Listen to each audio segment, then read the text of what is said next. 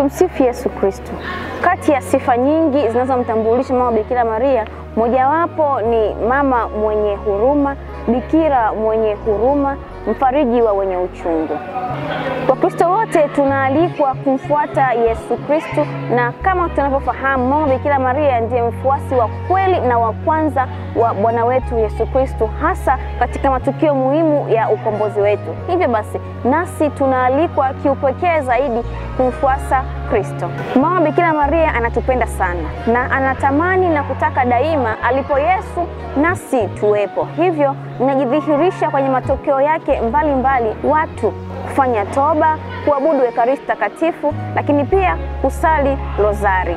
Ikiwa leo ni Oktoba 7, Mama Kanisa anaadhimisha kumbukumbu ya Bikira Maria, mama wa rozari, ushindi uliopatikana kutokana na maombezi ya Mama Bikira Maria. Tunamtukuza Mungu tukikumbuka msaada na miujiza waliopata Wakristo kutokana na hatari dhidi ya imani yetu.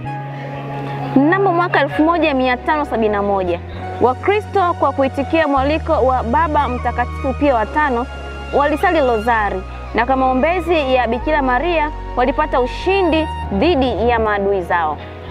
Kumbukumbu hii ni ushuhuda na hamasa kuwa hata sisi tukiitumia sala hii kwa imani na matumaini, Mwenyezi Mungu hatotuacha katika shida zetu.